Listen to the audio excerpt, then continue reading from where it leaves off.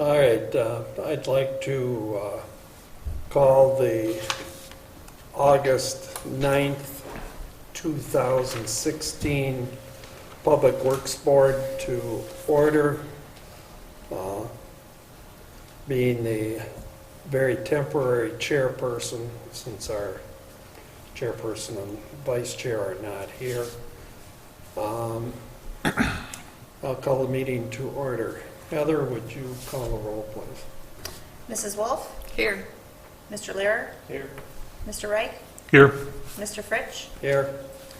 Mr. Temperley and Mr. Pickard both had previously indicated they would be absent this evening. Okay, go ahead to item 3 on the agenda, correction and or approval of the minutes of July 12th, 2016. Is there a motion? I move to approve. Seconded. Moved and seconded to approve the minutes of July 12th. Although, we need a voice vote on that. I think you can do voice vote. All those in favor say aye. Aye. Opposed? The ayes have it. The minutes stand approved. Okay, item 4, which is questions and public comment. Seeing no one here, we'll go to item 5, discussion on water meter replacement project.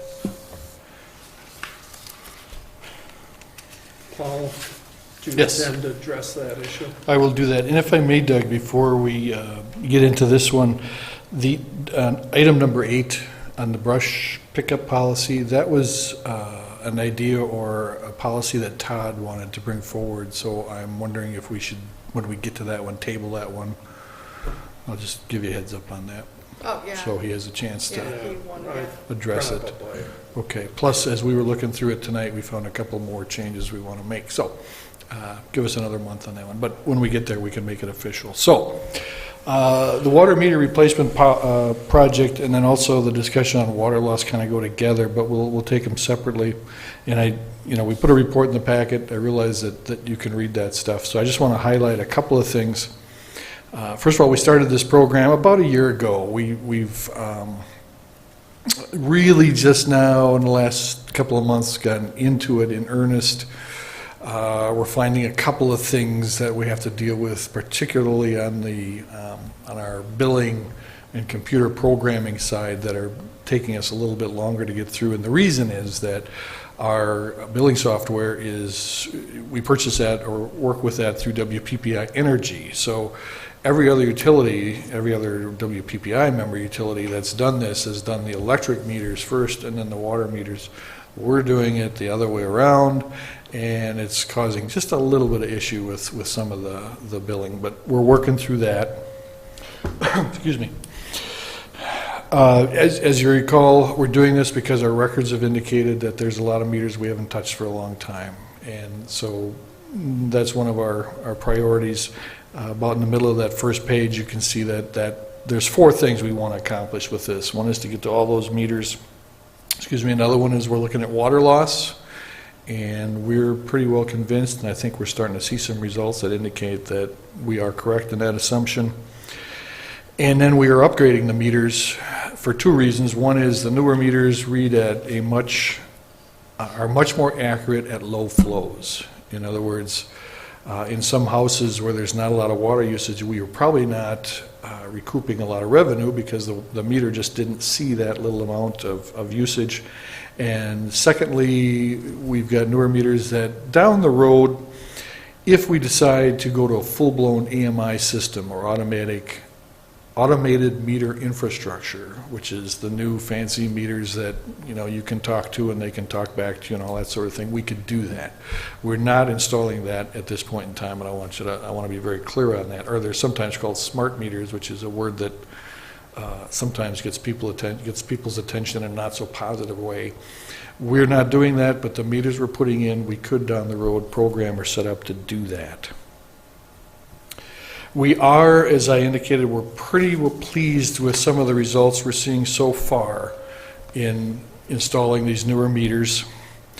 I'm on the second page, the second full paragraph now. Since April of 2015, our staff has replaced, removed, tested, or installed approximately 170 meters. Now, some of these are new construction, but I believe we're kind of focusing on about 54 that have been on our list of meters we want to get to. Now, that list is about 300 meters, so we're just starting to get into that.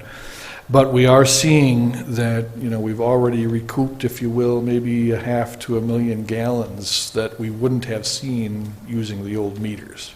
And that does translate into, you know, $1,700 to, you know, maybe $3,000. And as we get to more of these, we're going to see that grow. So we're pleased with this. Again, we're very early in the process, but it's going well enough that we're going to continue with it. Unfortunately, the summer is a busy time, and so installing meters with our current crew takes a little bit longer. Our hope then is that we can really start to pick up more in the winter, and as we get out to more and more houses and the word gets out that we're going to be doing this, it'll be a little quicker, a little easier to get into people's homes to do these. So I guess all told, like I say, we're seeing good results, and we're going to keep going. How long does it take to typically do a meter? Half hour to 45 minutes, start to finish. The toughest part, quite honestly, is making appointments to get in the house, and the guys have been doing a pretty good job of that. You know, if you will, we're picking the low-hanging fruit. You know, we're going to houses that maybe we know who the people are or something like that. It's going to get a little more difficult as we get into it more, and you know, people are a little more reluctant to let us in and that sort of thing. So, yep. Paul, what about city versus town? I live in the town. So I'm on well water, but on the sewage system. So I've got a meter on my well. Yes. That's used to determine what my sewer usage is. What about those? Those meters aren't nearly as old as some of the ones in the city, and because I can tell you, I got one about 5 years ago.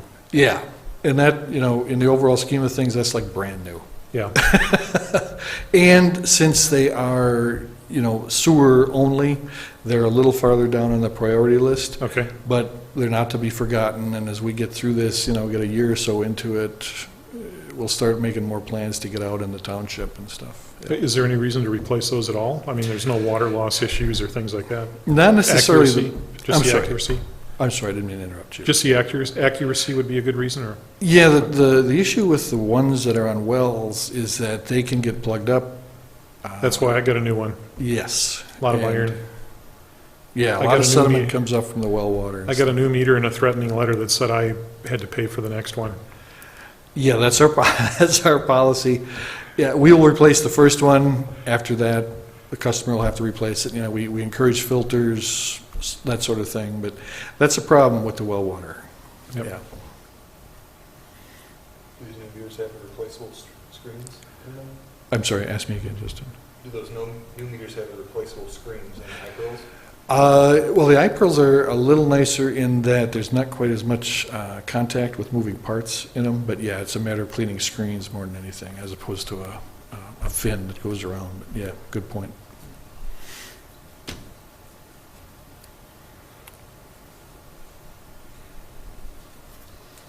So it sounds like things are going well in the next several years. Oh, yes. Yeah, this is a multi-year program.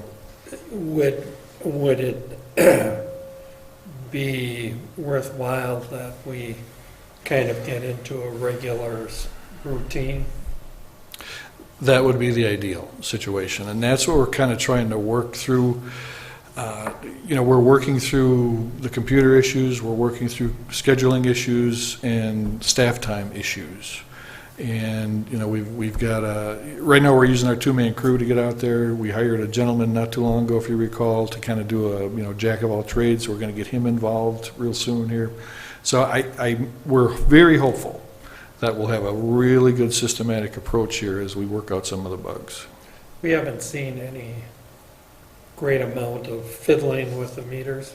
No. Oh, you mean like tampering or anything like that? Yes. No. No. To go on your point, how long do those meters last? The new ones? Yeah. I believe 20 years. They're on a different test schedule. You know, the older ones, I think we were supposed to touch every 10 years. These we don't have to touch quite as often. Long enough for us to forget about them. There you go. That's our goal, that we can forget about them and they stay accurate. And yeah, but the lesson learned here too is that we had meters that we hadn't touched for quite literally, 40 years, and that just can't happen.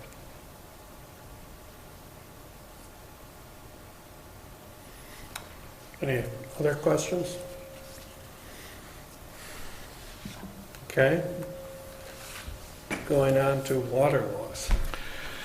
All right, little different story here. This one's been a little, we've been pleased with the results, but it's been a little bit frustrating. We kind of take one step forward and another one back just because this is a little more dynamic from month to month and determining whether or not we've actually solved the water loss problem.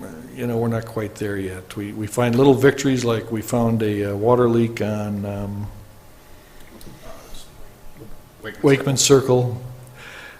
Didn't show up until water started flowing into a sewer manhole. We have no idea how long that's been going on, but even after we fix it, we don't see an immediate change in how much water we're pumping. So, this is not you make one action and you see it reflected right away. We're continuing to plug away on this, and we're positive enough that we're going down the right track that we'll keep going. One thing I want to note, and it's early in my report, is that water loss statewide, not just in Lake Mills, but statewide, has been going up. We are averaging somewhere around 30% right now, and statewide, the average is about 24%, it's been a steady increase. If you look at the graph that the state puts out, it's been increasing. And we're assuming, and I think we're on the right track here, is that every city is experiencing infrastructure issues where water is leaking out of an old system. And, we're sure we've got some of that. And we're also sure that we've got some water meters that continue to not register properly. The other thing we've uncovered as we go through this, that we've got some past billing errors that we've come across. When I'm talking the past, I'm talking 10, 15 years ago, where things just weren't billed properly, and not until we did a really good look here did we find that this was the case. And so as we correct those, this is the one step back. We're finding that, the water loss wasn't as great, if I'm explaining that properly. In other words, we thought we had found a spot where the billing was wrong in our favor, where less gallons were being recorded than were actually being used, and it's been actually the other way around. And so those aspects make it a little bit frustrating. But again, it's another lesson learned, and so we're going through this stuff with a fine-tooth comb and making sure that our billing is accurate. And I'm sure as we find ones that are going against what we're looking for, we're going to find ones that are going to go in our favor, and we're going to find some loss. So I will tell you that Dwayne spends a lot of time on this, and every so often he comes in my office and he's pulling his hair out, and I know exactly what he's pulling his hair out for, because it does get a little frustrating as we're trying to track down this thing that we can't see. It'd be wonderful if all of our water lines were above ground and we could see exactly where they're leaking, but we didn't do it that way. So we're going to keep plugging away at this one also, and it's like I say, it's very closely tied to our meter replacement project. As you see in the report, we've also got, I believe it's 16 hydrants that were identified in 2014 as leaking, and as the guys can get to those, we're replacing or repairing those. That's an expensive fix, and so we can do it as we've got cash and time.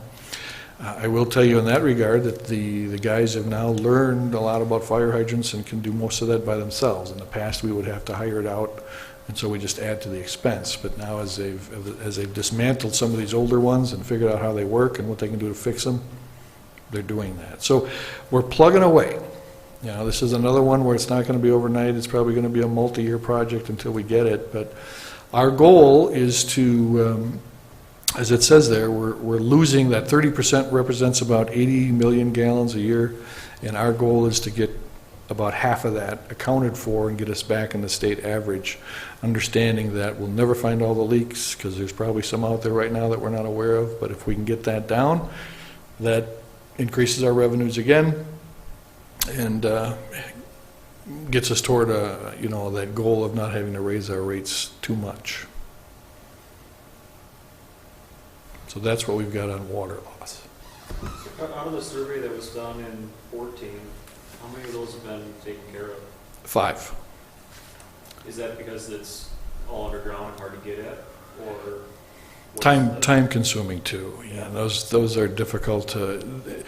A fire hydrant tear apart and all. It's probably a good couple of days of time. So they are time consuming to take care of. How do they find them to start off with? Well, there's 2 ways that it can be done. One is the guys basically take an old phone and just put it on the fire hydrant, and if they can hear hissing in the phone, then it's leaking somewhere. But we actually had a company come in that had very sensitive listening equipment, and that's how it's done, just by listening to hear if you can, or to tell if you can hear running water when there shouldn't be running water.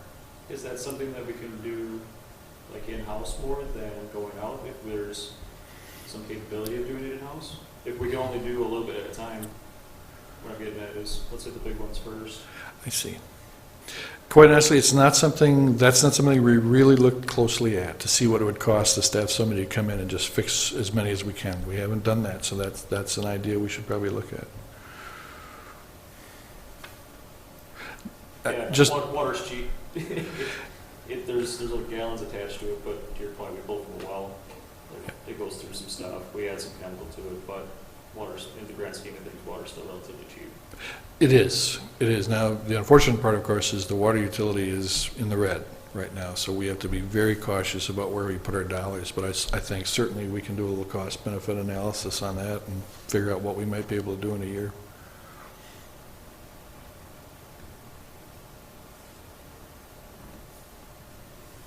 Any other questions, comments? Okay, thank you.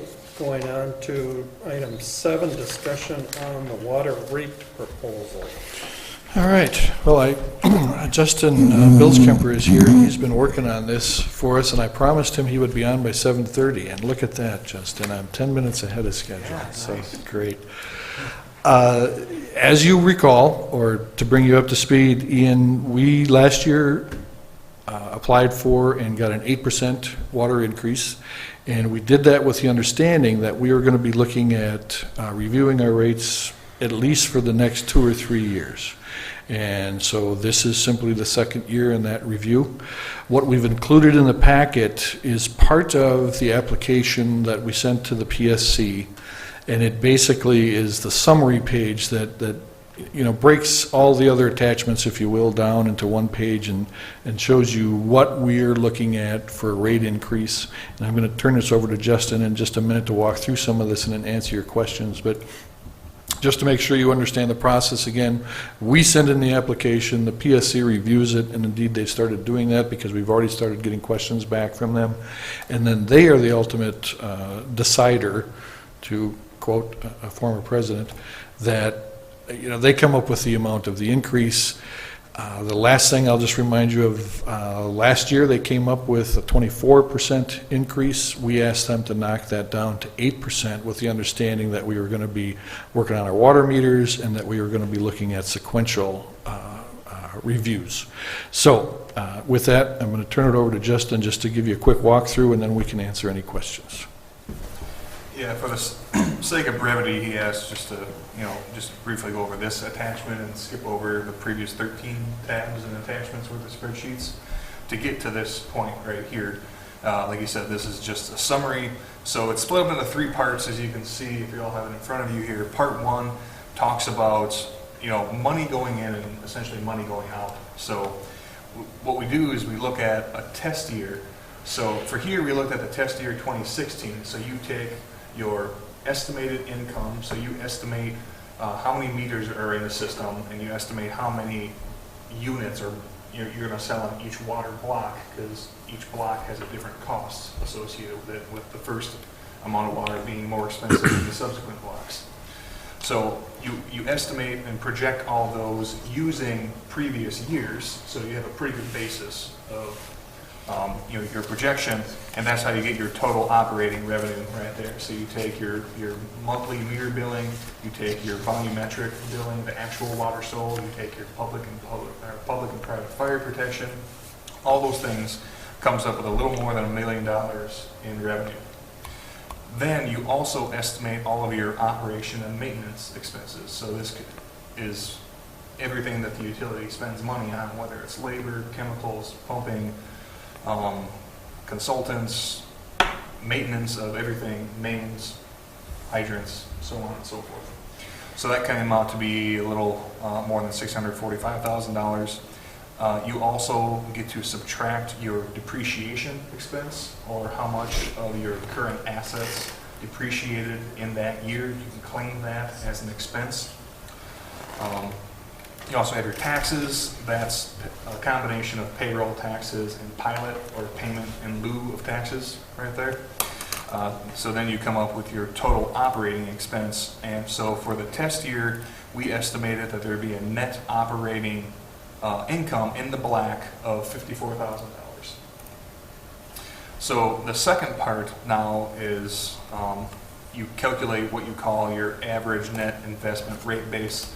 Basically, that's what you have as in your infrastructure, what you have in the ground, what you have in your well houses and your booster stations. What is the value of all of that? And the accountants and the auditors keep track of all this stuff. From there, you subtract off the total accumulated depreciation. So everything that's ever gone in every year gets depreciated 5, 10, 20% depending on the item. So you take your total plant and service, subtract off your depreciation, subtract off your regulatory liability, and then you add back on any current materials and supplies. So you end up with your NIRB of $4.3 million. So basically your current assets minus depreciation. From that point, the PSC allows you a certain rate of return, and the benchmark rate of return is 5%. So you take 5% times your net investment rate base, and that ends up being essentially $16,000. That's your return on average net investment rate base. Basically, that's the PSC is saying that you should be receiving that much in income every single year. But if you saw up in part 1, you're only getting $54,000. So as you go down to toward the bottom of part 3, is that either 5% of your NIRB or 6% of your operation and maintenance expense, whichever is greater of those two controls, in this case, the $216,000 controls. Then you subtract away your income from part 1, and you're left with your total increase requested for the test year. In this case, it would be an increase of about $162,000. That results in an approximate 16% increase over the current water rates. And I would be happy to take any questions as to how these numbers came to be, or any assumptions, or I guess anything. So that's 16% of the first line there in the part 1, the total operating revenues? Correct. And it's important to note that, it's the the rate of return on your NIRB is not profit, because it gets spent. What's not included in this is principal and interest payments on all your bonds.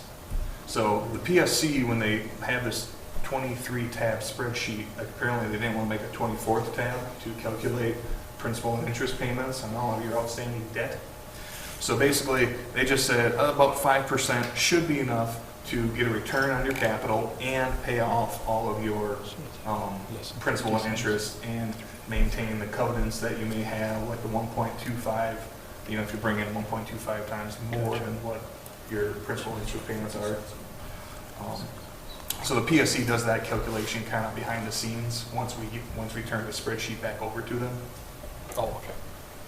So you know, it may seem like, well, $215,000 is quite a bit of money just to be in the black, but that money does get spent.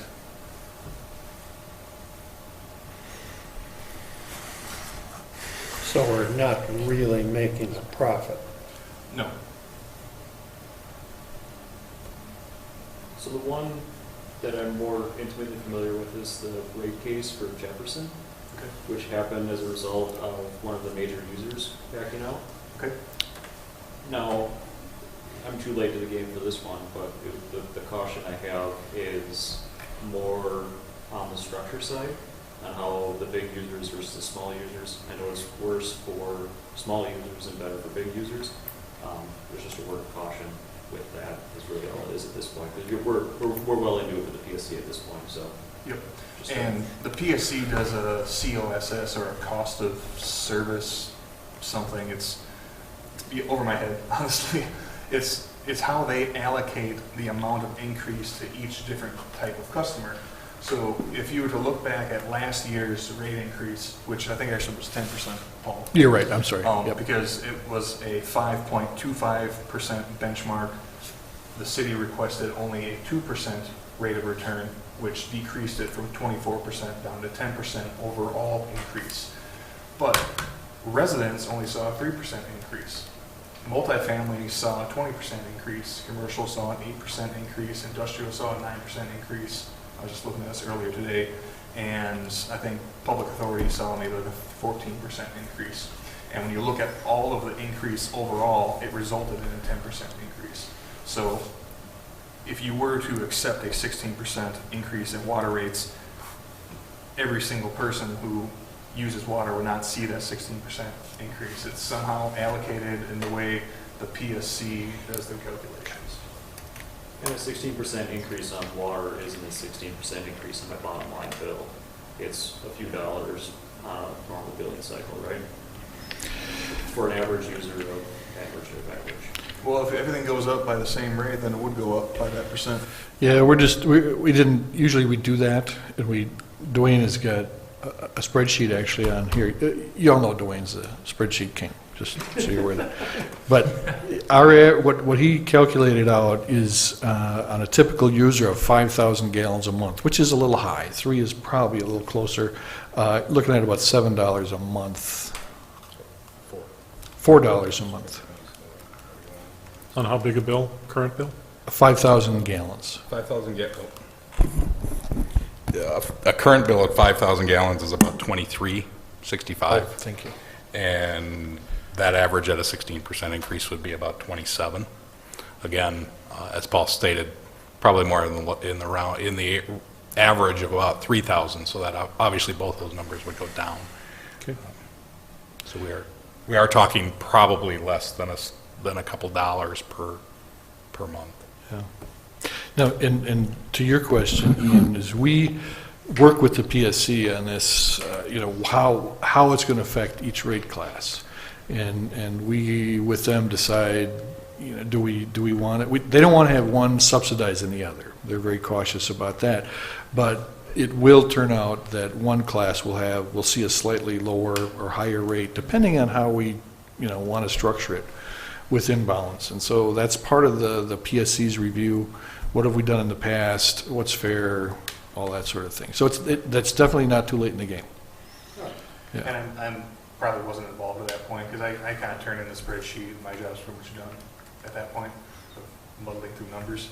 Yeah. So, and maybe this is something that happened after the fact Yes. last year that I wasn't aware of, so apparently you and members from the PSC sat down and talked and looked at how the rates would affect different classes? Yes. Okay, Correct. that makes sense. And I will just let you know, too, we are losing a rather large user in Hamlin. They were one of our significant water users, and they're way down. So we are coping with some of that in this situation, too. Not nearly what Jefferson dealt with, but, we'll see the impact. I was just trying to gauge how much extra involvement in similar to neighboring activities in towns. That's kind of what I was trying to feel out. Absolutely. 16, 19. Did anybody have any other questions? Anything further? Okay, thank you very much. Great. Thank you, Justin. Appreciate it. We'll go to item 8, which, since Mr. Temperley is not here, is there any objection to tabling this till next meeting? All right, then we'll table the discussion on the brush pickup policy to the next meeting. All right, we go to item 9, discussion recommendation on CIP 2017 budget. Okay, this is something that we've talked about, I think from the beginning of the year. And so now we're down, I guess, to the recommendation to go to the council. Basically, let me see if I can frame this in the right way. You know, we're pretty well locked in on Main Street, Mulberry.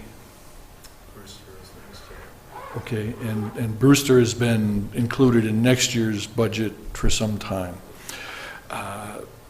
So what we're looking for is a confirmation of those, and then as we get past 2019, 2020, 21, 22, right now we're just looking for some idea of what you would like to do in those years. We've got some preliminary numbers, but we're looking more for your guidance on which streets should we be focusing on, and starting to get things into the queue with the understanding that the preliminary numbers are going to change, and we have to get more specific information as we get closer to those dates. But I think, am I framing that in the way we discussed, that we're looking for some guidance from you on what to do past 2019?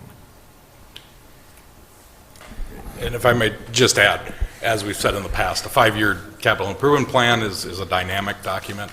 We're continually reviewing, and different issues will come up that may change our approach. But as Paul has stated, 2018 and 2019, the major projects with Main Street and Mulberry Street are already in the queue. We are talking about both ends of that, 16 and then beyond 2019. It came up 17.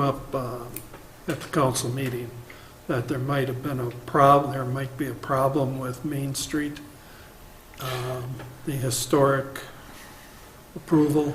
Yeah, I think we're pretty well locked into the fact that it's going to become a 2-year project. It'll start in 18 and end in 19 because of that, because we can't, this is a federal issue, if I remember right. Correct, yeah. So that's the assumption we're running on now, that we can't make certain deadlines, so we're looking at a 2-year project there, yes.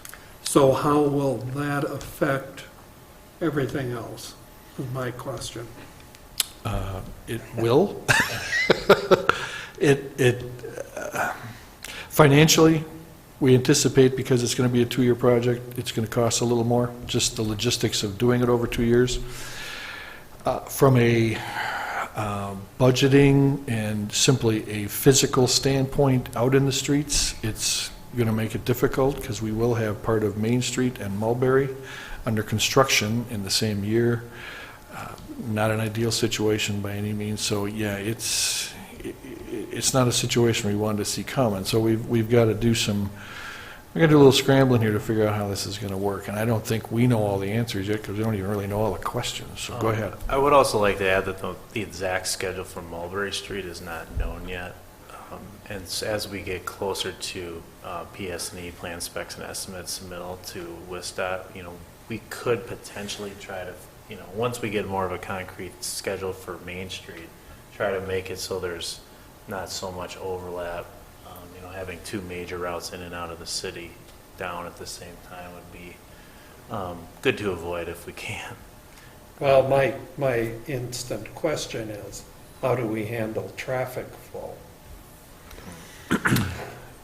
It's in heavy discussion right now, Doug. We actually don't have all the information. We don't know exactly where Main Street will end in 2018 and all that. So right now it's a lot of thinking and discussion, and not a lot of solid answers yet. But we're well aware of the issue if those 2 streets are dug up at the same time. Believe me. I would say that they will start up Main Street as soon as they can in 2019. You know, so we'd be Yeah. talking about probably an April start back up, and hopefully they'll have it done maybe by the end of, I mean, we don't, again, like you Yep. said, don't know exactly how much of it will be left. It'll be the south end. Right. Some part of the south end, but depending on how much is left, you know, April, May, maybe into June, but, you know, hopefully we can try to schedule Mulberry Street to be outside of that window. Yeah. Our understanding is they are going to still start on the north end and work south, which is, you know, I think they had 4 segments they were going to do. For Main Street? Yes. So How part about of, for Mulberry? Wait, your best guess. Probably from the south, moving north because of the sewer, Yeah, correct. similar to Main Street. Sewer is flowing toward the north on Main Street. and just Oh, the- to and where that goes off into, On Water Street. Yeah, which is a great segue. I wanted to add that we had an estimate for Water Street in the packet for tonight, that was a portion that's going to be done next year that we have to get done ahead of the 2018 Main Street project. So we had mentioned Brewster for next year, but there's also a small segment of Water Street right out in front of City Hall here that really needs to be done. We had originally tried to put it in the Main Street project, but it was kind of outside of their project window for some of their documentation. And then also, they were a little leery to add any time to the construction. You know, if we can push, you know, we're talking here, I think about a 500-foot section. If we can do that ahead of time, they were excited about that. did you want to say something? I just heard Main Street is going to be partially 2018 and partially 2019. I didn't realize that was the original plan. It was. It was not. It Okay, was supposed to be all 2018. yeah. All right, And what happened was some of their historical approvals for the impact to historic properties got held up in approval by FHWA Federal Highway. okay. Just sometimes, despite many phone calls and emails and by WISDOT staff and other staff, just didn't get the approvals in time to make it a one-season project. All right. At least that's what we've been told from WISDOT. Right. I mean, this project was kind of on the fast track, and this is a bump that, you know, a month or so ago, they told us this could be a reality, that it would change things. Up until then, we were moving right along, so. I guess here's my editorial chance to, I wish we would have put CP Avenue through. You're not alone in that wish, Doug, I can assure you, yeah. Any other questions, discussions? Anything else you want to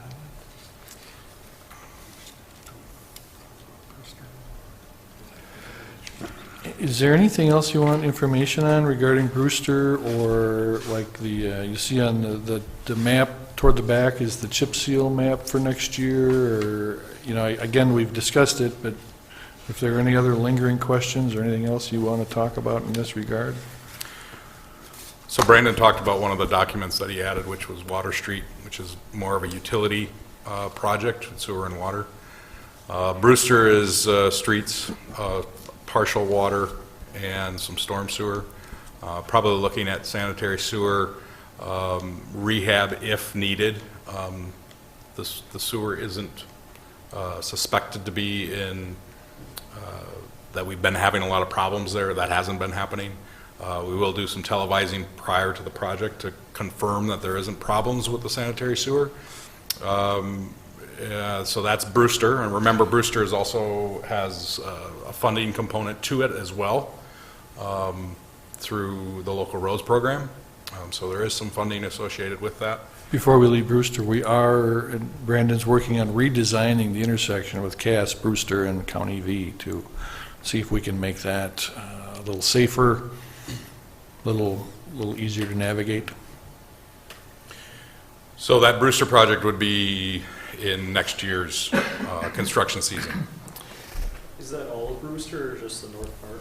It would be from the Arbor Creek northern boundary, which is between, I want to say between Badger and Plainview, and then north to County Trunk Highway V.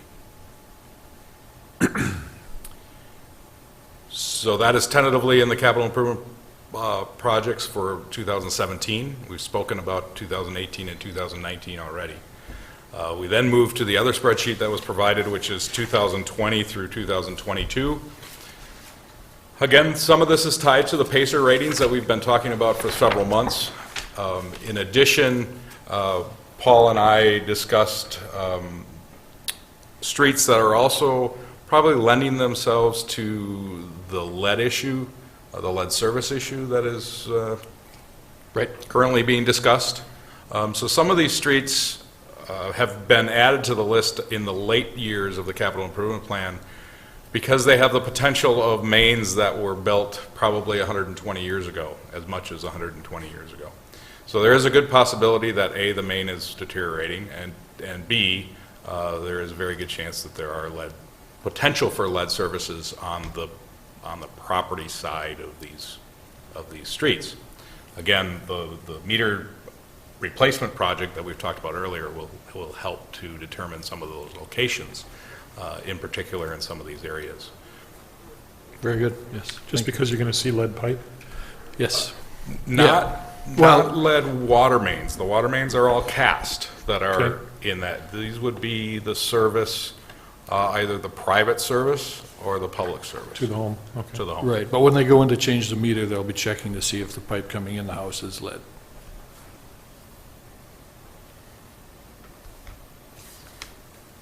Does that coincide with some of like the water leaks as well, if we were starting to get into older mains? Possibly. Hopefully. Yeah, Yeah, you can't tell because you can't see, it's all underground. I don't know. yeah, but, age should be a pretty good determinant that you're gonna have higher than likely at an older main than a newer main. Although, some of the newer main, when it was installed, maybe it wasn't installed well, so we're hoping to find some leaks. Logically, it would seem right. The leak on Wakeman Yeah, is less than 10 years old.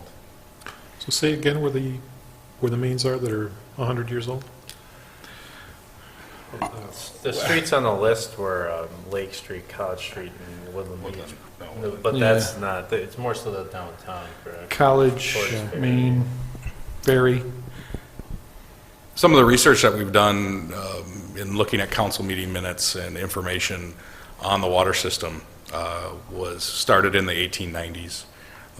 Some of the mains in and around the downtown area, up through Mulberry, some of those areas, some of those mains are, if they haven't been replaced, are in that time frame. So you can imagine the early 1900s, the shape of the street of the city. Think about those types of streets in those areas, closer to the downtown, closer to the older portions of the city. That's likely where those mains are, to kind of give you a general idea of some of the streets. Yeah, and that would be Westlake, College, maybe not so much Woodland Beach, but Woodland Beach just needs a lot of help, that's all. Yes, Woodland Beach is on the list because we have talked about it in previous meetings. We've talked about whether we should delay Woodland Beach until after Main Street was done. It was actually moving to the top of the list until we started talking about the lead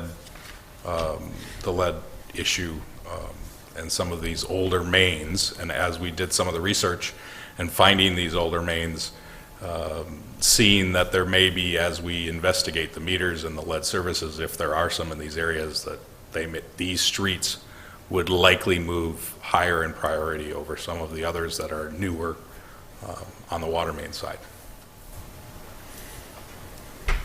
If I could follow up on your question, that typically the newer the water main, the thinner the wall on it, because back in 1890s, they had a vertical sand cast, so they literally just poured molten cast iron and formed the pipe, and really, really thick walls.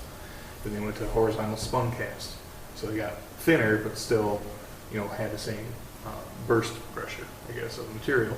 And then they went on to, you know, probably the worst pipe you'll see out there, honestly, was in the 40s and 50s. It was just bad material, bad methodology. Then they went to ductile iron in the 70s. So that stuff usually is pretty good sans installation errors.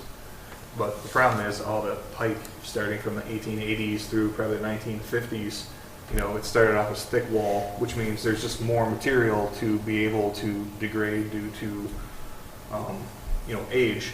You know, it's all kind of coming to the same end of its useful life, basically. So that's why you're kind of, you know, as Paul had mentioned, that, you know, water loss across the state is going up as a whole because, you know, without getting too big in my soapbox, you know, that, you know, everyone's kind of facing an infrastructure crisis where nobody is, not to say nobody, but not a lot of people are putting the money into pipeline replacement programs to replace the pipe at the same rate at which it's failing. You know, if you think about it, pipe that lasts 100 years, you have to replace 1% of your pipe every year. That's a lot of pipe.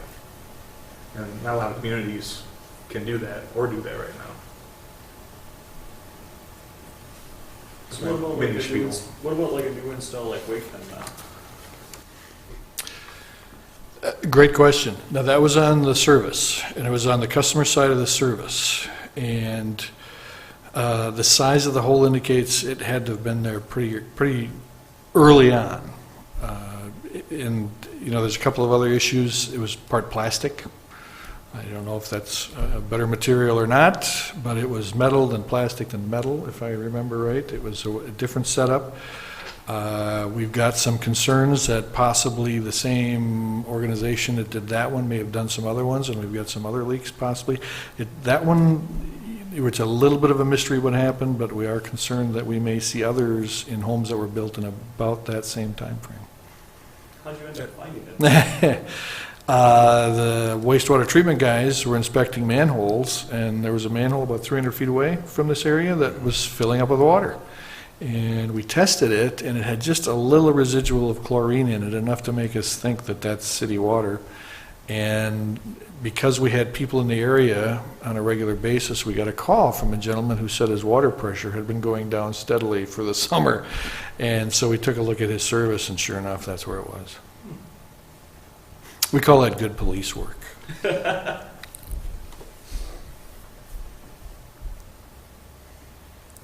Well, Doug, and you know, if you've got more questions, we're certainly ready to answer them, but there is a prepared motion in the packet if you're ready for that point. Would anyone like to propose the resolution?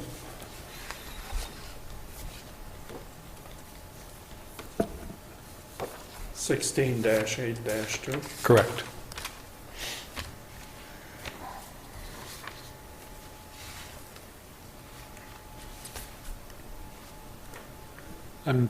I would move, but I'm not sure I'm allowed to vote on anything in it, so I don't know if I can move on anything I can't vote on.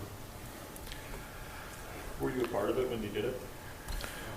I don't vote on water or street issues. Yeah, I'm trying to feel out of. yeah, So it was it'd be a better part of it. coming from the city, not the town.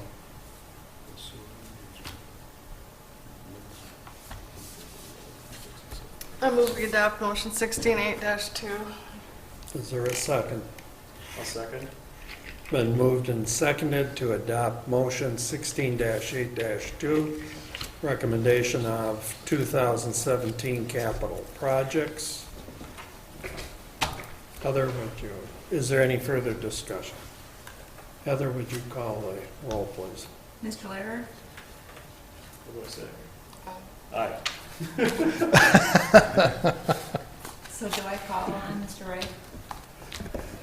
I don't I think don't so. know, I don't think so. Okay. Mr. Fritsch? Aye. Mrs. Wolf? Aye.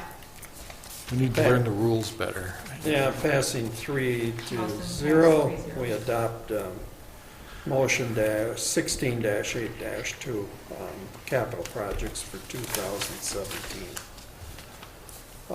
Going to item 10, the recommendations on anything for future agendas. Anything? I have a quick one. We have an Eagle Scout in town that is working on a project to label all of the catch basins in the city with a little label that he designed. And he called and asked if he could make a presentation to this board sometime in the next couple of months. So I can talk with him and see when basically it says this water goes to the lake. You know, be careful what you put in the curb and that sort of thing. Plus, it's kind of a PR program, more than just putting the labels on the catch basins, but letting people know that when they put grass clippings or leaves or stuff in the gutter, that can make its way to the lake. So he'd like to do a little presentation on what he's doing. Is it a permanent label? A permanent? Yes. Label? Okay. Yes. Yeah. Yeah, I would be fine. Okay. I'll talk to him. Again, he's not 100% ready, but maybe in the next couple of months we can get him on the Is agenda. there any other issues we need to take and talk about next month that you can think of? Well, we'll bring the brush pickup back. Maybe a decision from the PSC. Yeah, we might have a decision or some information from the PSC, and then the process is you make the recommendation to the council to move forward with that. So we'll just see where we're at. If they move that quick, I'll be surprised and pleased, though.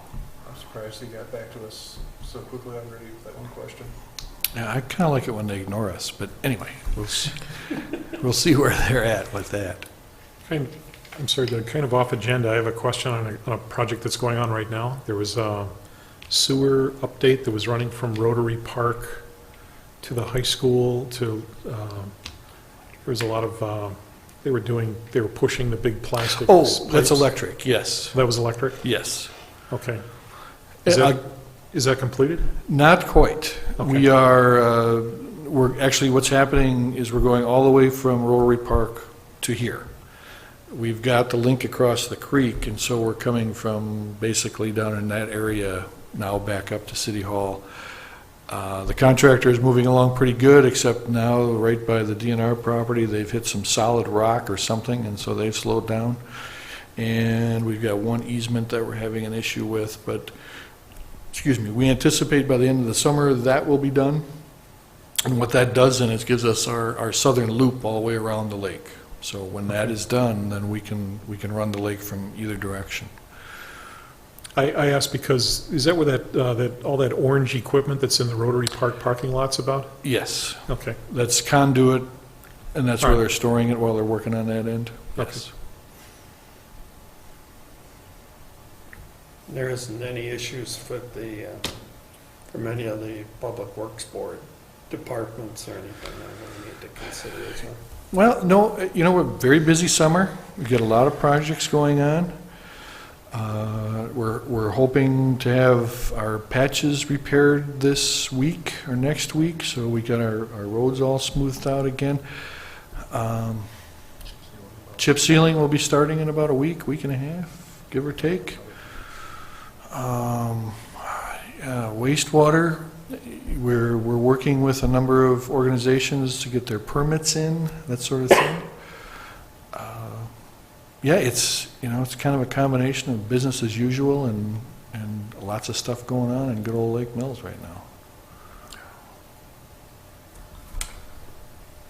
Any other additions, comments to the agenda for next time?